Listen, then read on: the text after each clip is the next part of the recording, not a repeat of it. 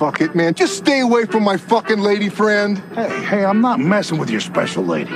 She's not my special lady. She's my fucking lady friend. I'm just helping. What's a show without at least one Lebowski reference, right? Am I right?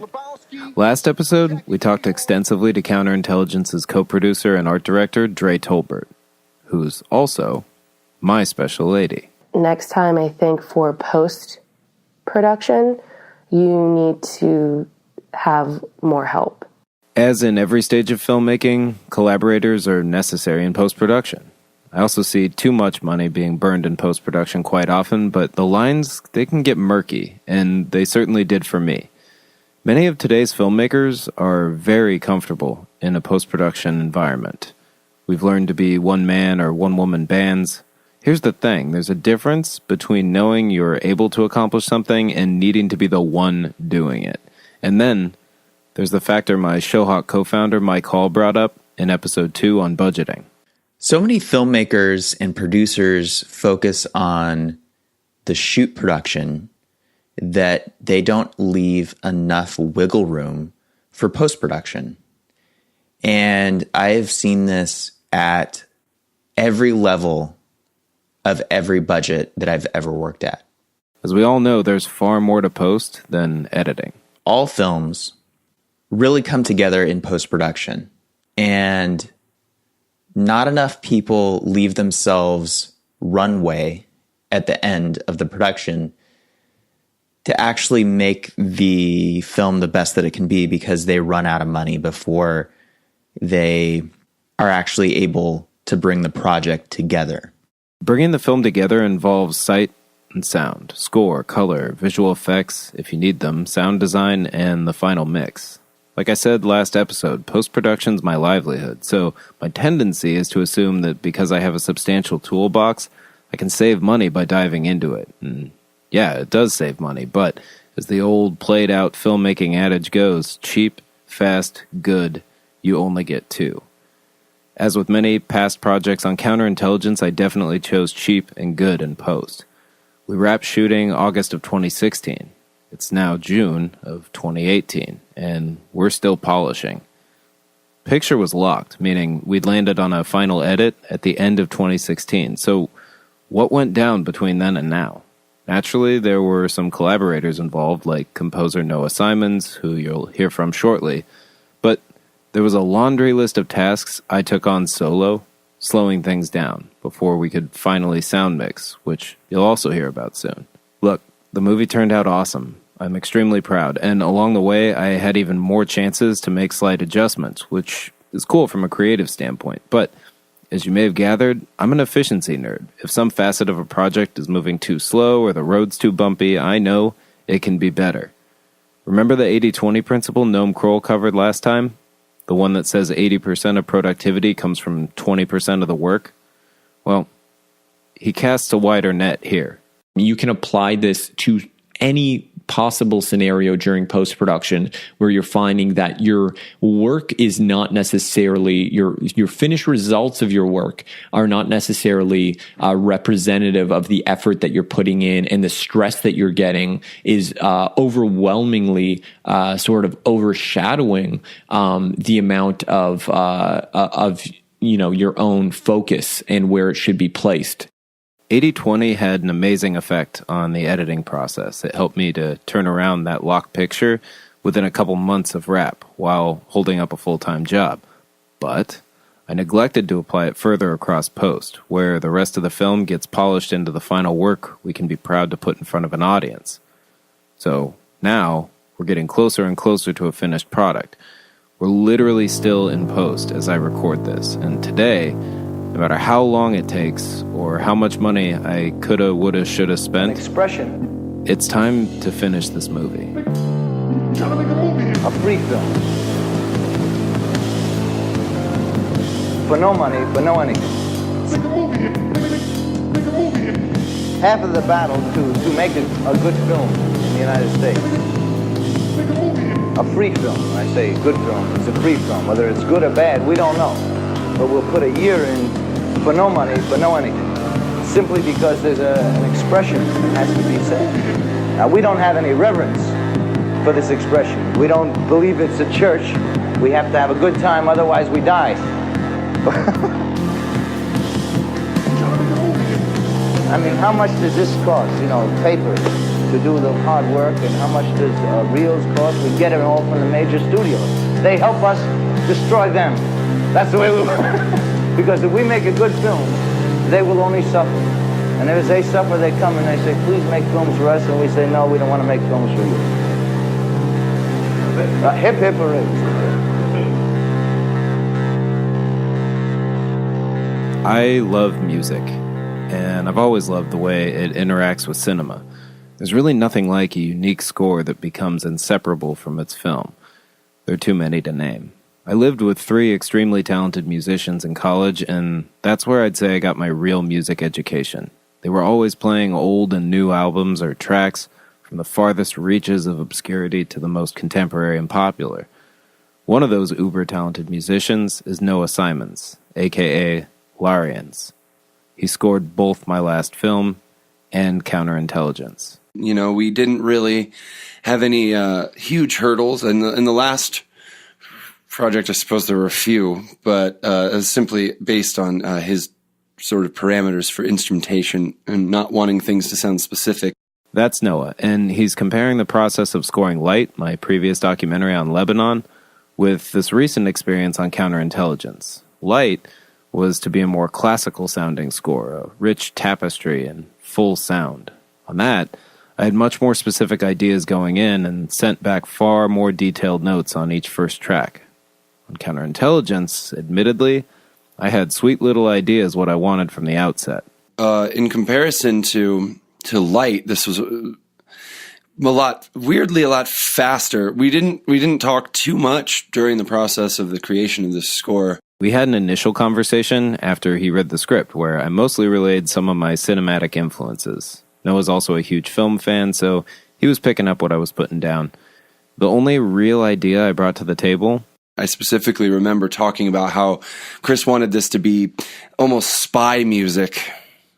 And that's why I thought, well, I can't play like crazy like breakbeat or jazz drums or whatever the hell I would need to be able to play.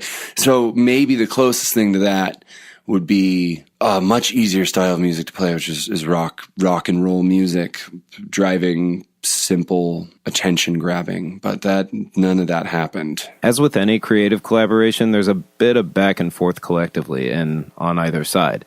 I certainly wasn't opposed to the rock concepts, but as Noah explored further, we began diving into some of his current interests and influences.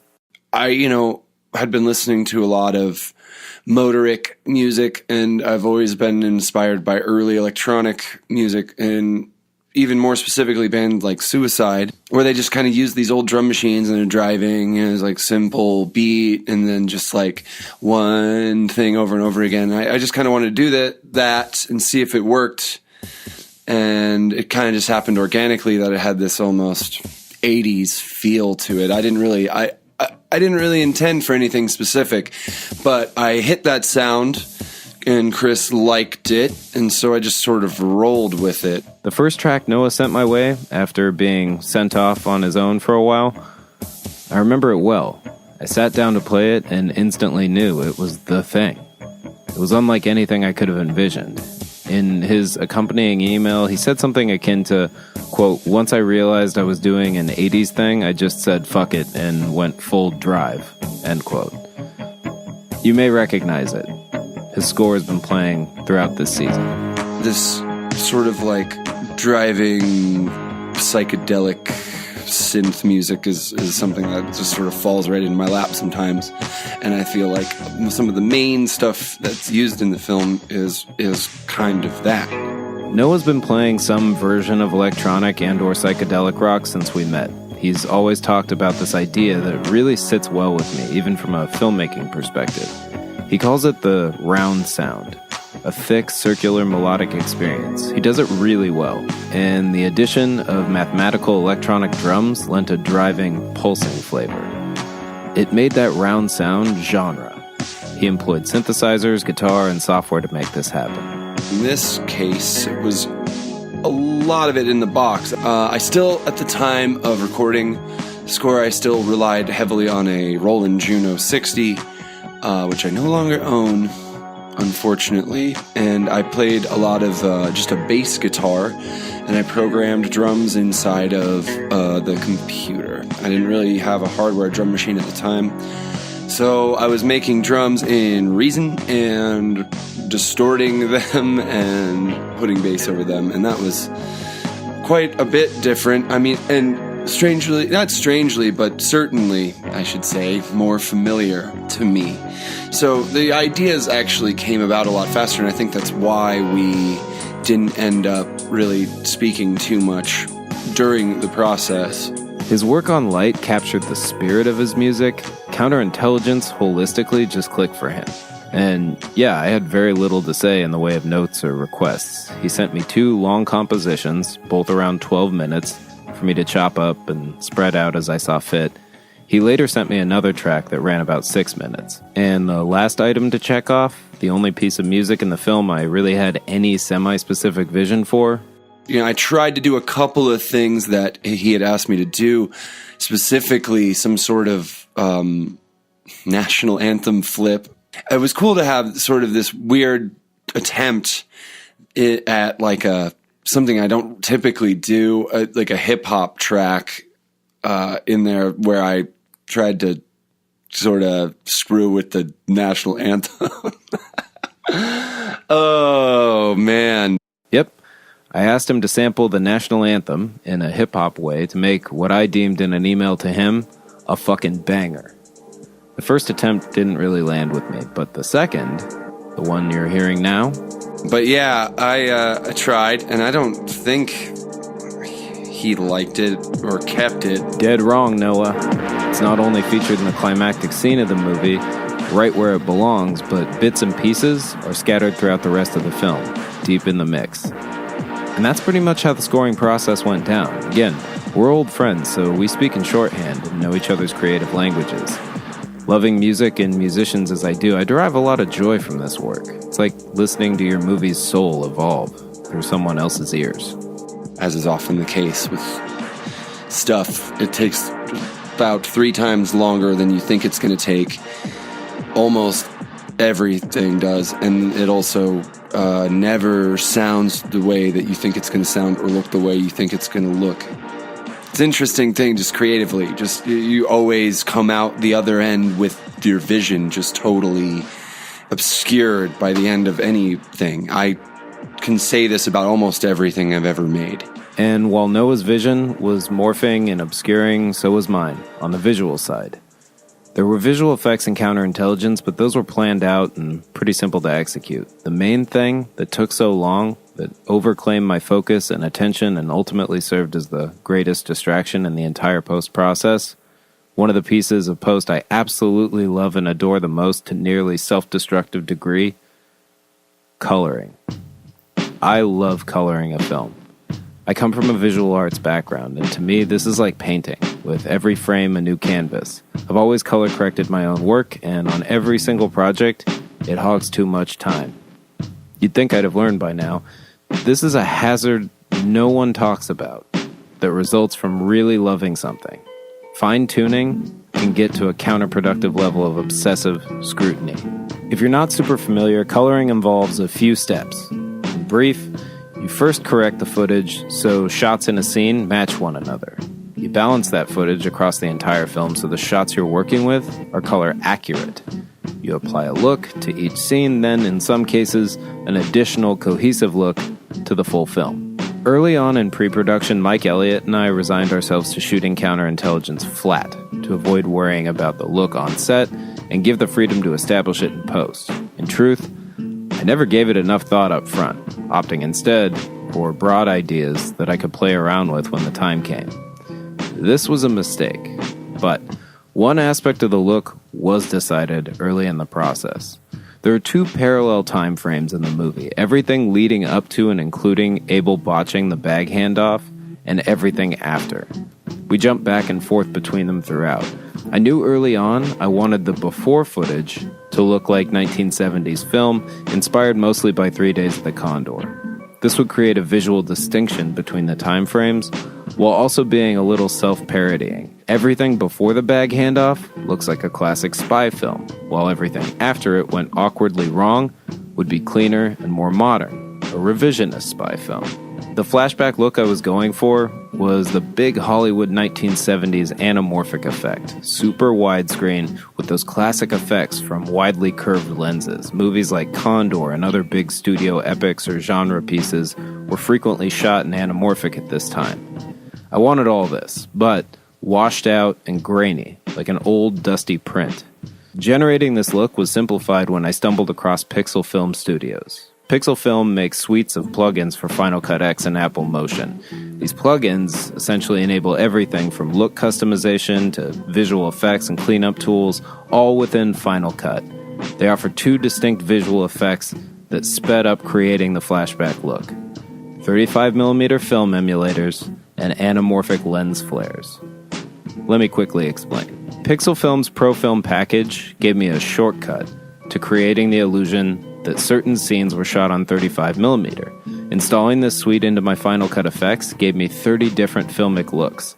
They varied in gamma and color tone, and I could customize each attribute, including the amount of grain. Now, anamorphic lens flares are artifacts created when light directly hits an anamorphic lens. The lens's curvature and compression stretches the light out into horizontal stripes. Nowadays, these flares are mostly associated with big-budget sci-fi. Think J.J. Abrams. Pixel Film's ProLens series has an anamorphic flare tool that allows you to customize flare size, color, brightness, etc. They also make what's called the ProAna kit. These flare images can be laid over shots and placed wherever you want, making tweaks to their intensity and adding artifacts like dust, lens smudges, and refractions. Combining the 35mm grain with these flares put me close to a perfect throwback look, but the raw images were still too flat. They still needed to look like they came through big, domed, anamorphic lenses.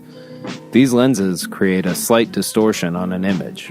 Most viewers never notice, but filmmakers know that anamorphic imagery is curved. Objects within the frame stretch out a bit, and toward the edges of the frame, straight things, like light posts, curve. Some interesting things also happen with focus and light. Moving out from the center of an anamorphic frame, the image gets darker, blurrier, like a vignette. To achieve this, I went into Apple Motion and created a Final Cut effect that layered widescreen bars over an oval-shaped darkened vignette around the edges with a similarly sized and shaped blur, all on top of a slight fisheye effect. Each of these items were fully customizable once added to my shots. If this is too much, if you're losing track, I get it. It can be hard to illustrate without visuals, so check out showhawk.com/makethismovie. There, we'll have links to all these tools. You can download my homemade anamorphic plugin and get more detail on how this workflow functioned. My primary reason for explaining it here isn't to say, hey, look what I can do. It's to show how tools can be made or found when you know what look you want. And when you don't, that's when you flounder. Now, across the board, I still needed to do the basic balancing and matching. Then, apply a cohesive look to the rest of the movie. I used a coloring tool by Color Grading Central called Color Finale. It was my first time using it, and I fell madly in love. Color Finale brings a massive suite of professional coloring tools into an easy-to-use Final Cut effect. When you apply that effect to a clip, you can click a button that brings up a pane wherein you can add as many layers of effects as you want. You can apply LUTs, or lookup tables, with prefab looks. You can use color wheels, isolate, adjust colors, create curves, and all that good pro stuff. It's linked in the show notes and on showhawk.com/makethismovie, where I've also included tutorials that I used to get through. To avoid going into unnecessary specifics, I'll simply say this tool was a game changer, but as with any new tool that provides greater opportunities, so too it provides greater opportunities for experimentation, and this is where I got into trouble with time. For far too long, I felt I had to play with every available option on every single shot in the movie. I'd try a host of LUTs, every possible color tone, and the biggest enemy of efficiency was my insistence on quote-unquote perfection. I generally hold the belief that good is better than done, but when I'm deep in the trenches without any parameters, my definition of good is malleable. Even matching shots became a struggle, not because of the footage Mike took, but because I'd find myself wanting shots to match in an almost impossible way. I'd spend hours tweaking the untweakable. The reality being, most viewers would never notice most of this minutia. I know this because I would frequently notice similar color phenomena in other movies, point them out to friends, and would likely receive responses like, "Oh, I didn't notice," or "What do you mean?" or "You're such a fucking nerd." I eventually came to peace with not only a consistent look, but more importantly, a consistent approach to executing the look. That's what I was missing. I didn't know when to scrap experiments and start over, move on, or just be okay with what I had. Two of the biggest mistakes I made while color grading were not establishing a sensible workflow from the beginning and not testing looks out before beginning on the larger film. That's what I mean when I say the hazard resulting from really loving something. If you really enjoy a task, you've probably experienced the feeling of time just disappearing. 1 second you're starting work in the morning, then you blink and it's 2 hours past dinner time. I could have probably graded a single frame of Counterintelligence for months because there will always be other possibilities. There will always be infinite options, and many different approaches can work perfectly well. There's really no right answer, it's subjective. So I've found the real benefit of having someone else color grade isn't that they can necessarily do it better, but that you, the filmmaker, are forced to clarify your vision, relay it clearly, and depend on them to work from your explanation with focus. Another party will only get distracted by other opportunities to deliver the one thing they need to, not by whole new visual approaches. This dilly-dallying pushed back my mild VFX work. It only included adding some simple muzzle flashes to prop gunshots, a few blood effects, and a couple digital screens to phones. But they couldn't be done without a final color grade. I won't cover the details on VFX here because that's really difficult to explore through audio, so again, you'll want to check out showhawk.com/makethismovie. Suffice it to say, the entire visual process for the film took the whole of 2017, and it didn't need to. There was a point, after my third attempt coloring a single scene where I'd applied so many layers of grades to a shot that I opted to delete all of them and recolor from scratch a fourth time. When I did, I shit you not, the raw, uncolored footage looked almost exactly like the overcolored work I'd just deleted. In that moment, near fall of 2017, I realized that this very job could have been done in a matter of weeks by someone else. I could have even done it in a month or so had I worked from a plan. After that, I created an efficient process and knocked out the color correction and VFX within a little over a month. The third big mistake I made was that all of this color and VFX work could have been going on while the sound was being mixed. Again, the picture was locked. Nothing needed to change. Sound mixing, coloring, and VFX can all happen simultaneously because they don't impact one another. I mean, I suppose VFX could impact sound mixing if the FX require added sounds, but that can be remedied pretty easily by sound designing for the visuals you will have. Sound design is the last major stop before the final mix can begin. This is where a world is built with audio. I enjoy this too, however, it didn't take nearly as long. Our palette was pretty simple. Sound effects were mostly things represented by action on screen. I also needed to add what's called ambience. This would be the sounds of the location. If the scene takes place at a factory, you need that constant background sound from beginning to end of that scene. It's particularly important for scenes taking place at louder locations. It masks cuts with a consistent yet subtle wall of sound. For any sounds needing to be added that we didn't get in production, I used freesounds.org. Freesounds hosts a massive library of communally recorded and fabricated sound effects. You can search them and download at no cost. You just have to create an account. If you want to give back, you can make a donation, and I recommend you do. It's an amazing resource. So I broke the film out into 6 separate reels, or separate projects, between 8 and 10 minutes in length apiece. Then, I watched each reel and made time-coded notes on which effects needed to go where.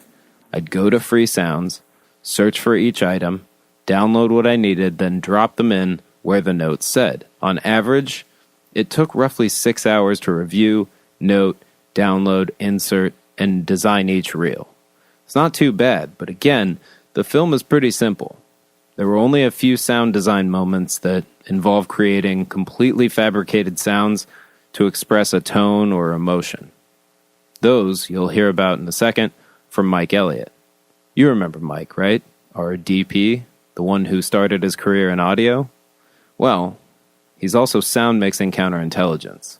There's a deep breadth to Mike's knowledge of all things audio, which is good because mine is minimal at best. A lot of filmmakers are this way, and as both he and Tim said in a previous episode, a movie lives and dies on sound. The last stop on that chain is the mix. It serves many functions, one of them being inventive punctuation. Here's Mike.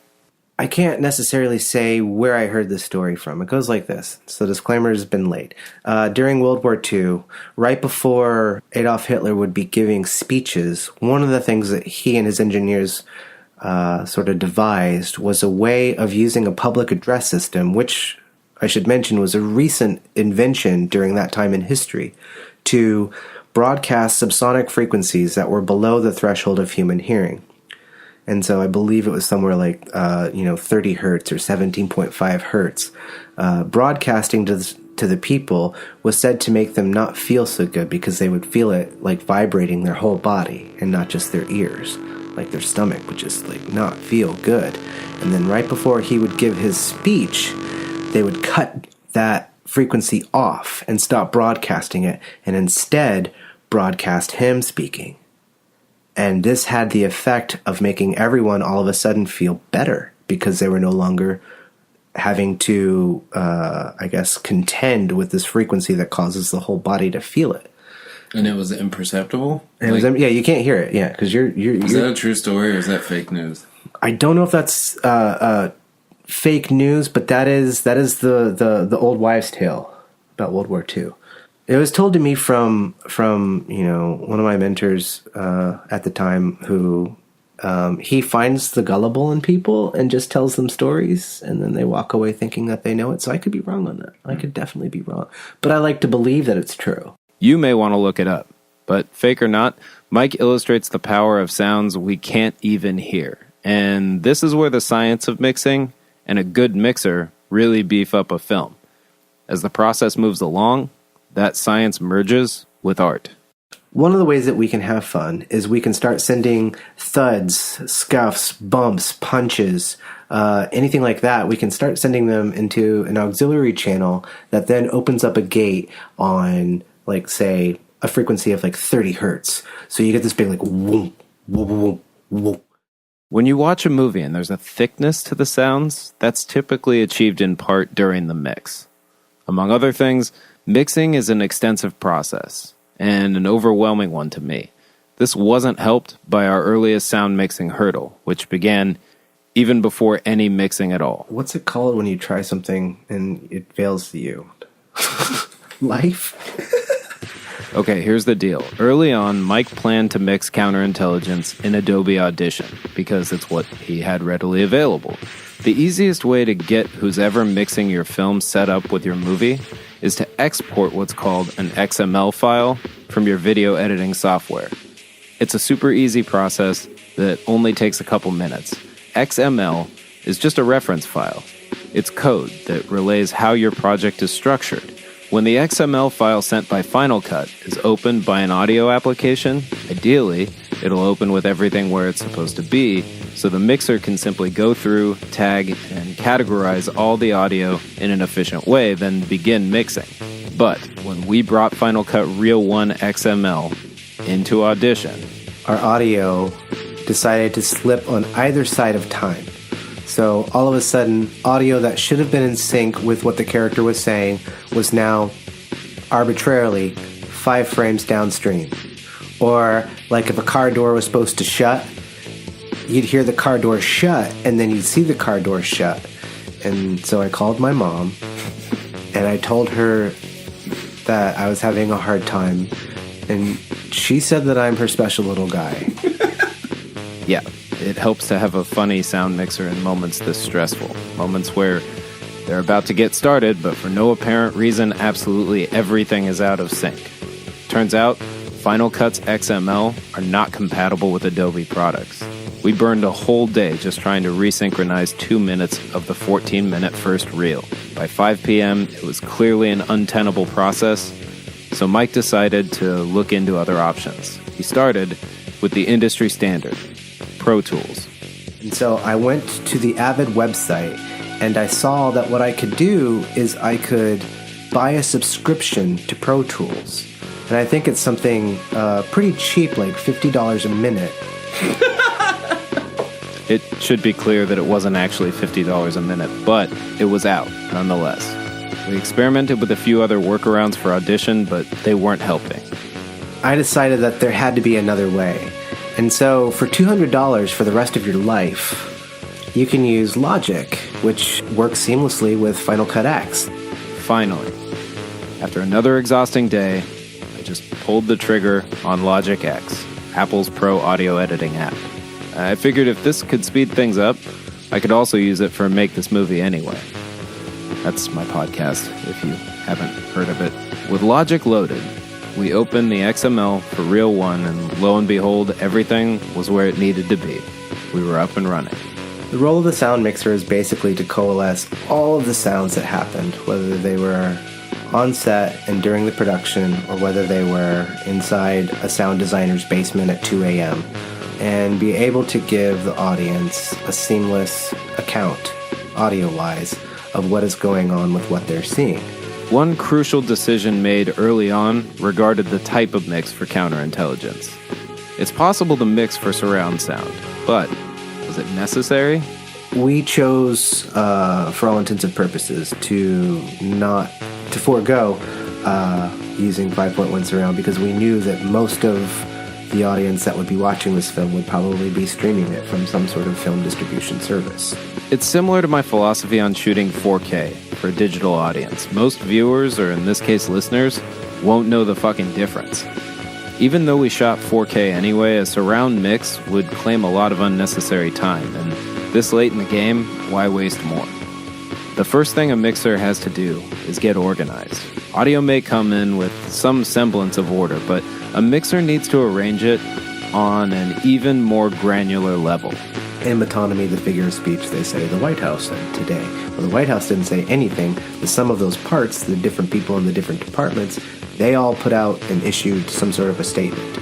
But because they're probably 30 people, the news crew can't say, Harry, Tom, Jane, and Dick all said today from the White House, because that's too boring. So we use metonymy. Well, we're kind of doing the same thing in film, too. A feature film soundscape is comprised of hundreds of separate layers or tracks. Some tracks house dialogue, others sound effects, ambience, or music. The idea of metonymy is categorizing these tracks and connecting the categories to individual outputs where they can be controlled collectively. We were trying to move the audio tracks into different roles based on Final Cut X's capability of allowing you to discreetly export different audio roles in an XML format. Then we then brought into Logic X, and in doing so, we were able to maintain the roles that we had exported from Final Cut. Before exporting that XML from Final Cut, I went through every reel and assigned every piece of audio on the timeline a role. Roles are color-coded assignments with different names that you can customize. By assigning all the sound effects in the movie the role SFX, they would be grouped together when they got into Logic and pre-labeled SFX. This saves the mixer from having to parse through a glut of sounds, figuring out what's a sound effect versus a piece of music or ambience. So one of our roles was our production dialogue. One of our roles were the ambience and the cloth. One of our roles were sound effects, and then lastly, one of our roles was music. In Final Cut, you can also assign sub-roles to a category. Under the dialogue role, I created sub-roles for each character, assigning each of their lines to it. That way, all the dialogue would be grouped together in Logic while each character would have a designated track. Think of it like a folder on your desktop with a bunch of files inside of it. Changes to each track would affect everything on that track. Production dialogue was probably bringing in anywhere from 4 to 10 tracks. Our ambients were anywhere from 2 to 4 tracks. Our sound effects were probably about 30-ish, and that's a conservative number. It was probably more than that, because those were comprising both of our non-diegetic and our diegetic sounds. And then our music tracks were probably anywhere from 4 tracks, 2 tracks, to maybe even when we were using the stems, 16 tracks. So for Counterintelligence, what we were able to do is we were able to subcategorize all of these different sounds and put them on their principal corresponding faders so that we could address the production dialogue at any moment. Just by hitting a solo, we were able to solo up 30 tracks at a time and turn off another 170. Or if we were needing to do ambience, because something was sounding weird in the ambience, we were able to solo 4 tracks total and then turn off, say 296. That's the bulk of the organization. Mike would move some things around and clean up the Logic project a bit. Then, when all was well compartmentalized and he knew where to find assets, he could really begin the mix. Usually the first thing I want to hear when I'm doing the sound mixing is the dialogue. For me, the film lives and dies by the dialogue. If I can't hear what the person is saying and I'm having to resort to lip reading, then I've not done my job very well. He begins his dialogue analysis by looking for glaring problems. You can monitor your output and see if you've got any clipping going on. You can monitor your output and see if you need to compress more.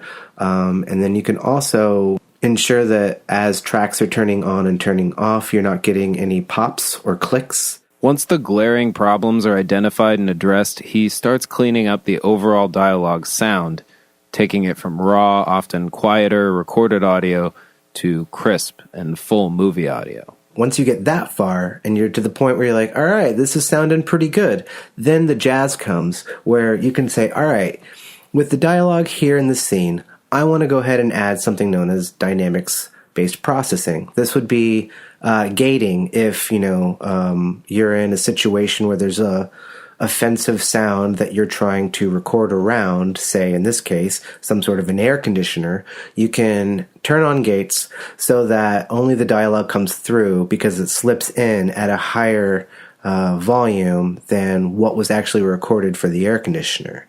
You also have compression so that if you're watching Grey's Anatomy and they're whispering, it sounds like they're yelling at you.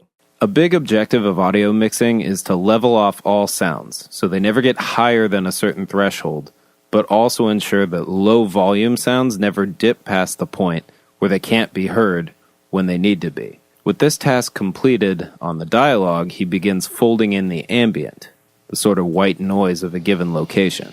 When I'm doing the dialogue, I'll need to edit for it. And when you're a dialogue editor, you're really relying on the room tones and the ambience that were collected on production so that you can make sure that it's a seamless process where you're not hearing the dialogue dip too much. Ambient spatial sound covers up a lot of fixes in the dialogue, lending a consistent tone when dialogue cuts or fades. He mixes in this ambience so it's seamless. You rarely want ambience to even be noticeable by an audience. Otherwise, it's a sound effect. Then I'll work on the sound effects and trying to go through and reinforce what's happening in the scene. Sound effects are often the most difficult part of the mixing process, especially because our effects came from free sounds. You have a lot of sound effects that are coming in that are recorded at different qualities of microphones, recording studios, the nuance of whoever was trying to get the sound effects online. And so that's usually going to be the most problematic because that's where you're going to find a level of quality, I guess, that's going to vary. Mike classifies sound effects in 2 separate categories, which you may have heard of: diegetic and non-diegetic sound.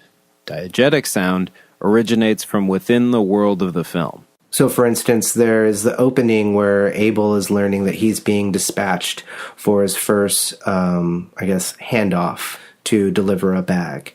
And one of his reactions is guttural, and we hear like the sound of a stomach gurgling. And that is I would consider that a diegetic sound because it's coming from him. We see it on camera and we can see his visual response to it. Non-diegetic sound is added for effect or comes from a place outside the visual story's world. Later on in the movie, we'll find Abel having somewhat of a panic attack. And not only do we have Brian Cook's performance to be able to lean on to show exactly what he's going through, but the buildup of sound design that's non-diegetic helps reinforce that this guy's having some sort of an episode. This guy's not right in the head. This guy is a character that maybe we can or maybe we can't trust. So as a sound mixer, you're just constantly trying to shuffle these sounds in the appropriate bucket. These buckets inform how the mix on those sounds is approached. Diegetic sounds, like the stomach gurgle, would fold more seamlessly into the scene, as though the audience is physically present, hearing them at the location. Non-diegetics could stand out more, almost like music. And speaking of music, mixing that is best done with what are called stems. Stems are basically just the basic tracks as they're exported. So that if you need to make an adjustment on a bass drum to make it louder or on a hi-hat to turn it down, what have you, you have that availability in post so that you can make sure that the music is serving the scene without overtaking the performance, say, from the production dialogue. For our mix, we were able to get stems from Noah, which are essentially each piece of a composition he delivered split into multiple tracks for different instruments. This way, Mike could weave the music into scenes with more precision, adjusting certain sounds like bass and high end, predicated on what was happening within the scene. At one point in the first reel, for instance, the movie is flying by, super fast, building momentum. Mike was able to isolate and accentuate the kick drum in the song to feel and sound almost like a driving heartbeat, without affecting the remainder of the instruments. Music is usually last for me just because I want to do justice to serving the scene first by what we have in production and then reinforcing that with the sounds coming from, sound effects and whatnot. And that's the overall mixing process. All the steps and approaches we talked about, lathered, rinsed, repeated on every reel until the movie gets done. Hopefully, if anything, you get an idea for the scope of post and what needs to be made ready at which intervals. It's a lot to manage, but when it's done right, it ultimately allows you one more avenue of creative control. And one of the cool things that Counterintelligence has going for it is that, for what it's worth, we had full creative control. For every hurdle in the process, every delay, deviation, lost moment, technical obstacle, that creative control has been an anchor. It's been a guiding light and a gift to remind myself of at each step, even when it meant mistakes were made in front of early audiences of strangers, which we'll cover after our final Between the Frames on the next episode of Make This Movie.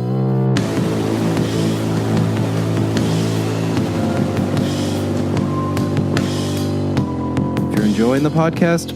Don't forget to subscribe on iTunes or wherever you listen.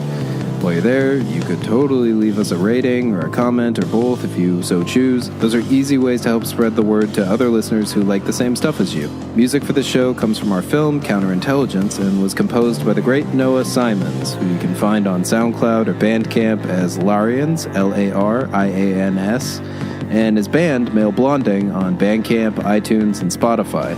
They're super good. Make This Movie is brought to you by Showhawk Media. If you're a filmmaker who wants even more useful info and tools, visit showhawk.com/makethismovie and sign up to access our free micro-budget producer starter kit, including template spreadsheets, documents, and other great stuff we covered throughout this series, ready for you to fill in the blanks. That's showhawk.com/makethismovie. Visit counterflick.com for more information on Counterintelligence, the movie, including fun stuff like our satirical fake news page. Also on Facebook is Counterintelligence, Twitter and Instagram @Counterflick. I'm Chris Socker. Thanks for listening. We'll see you next time.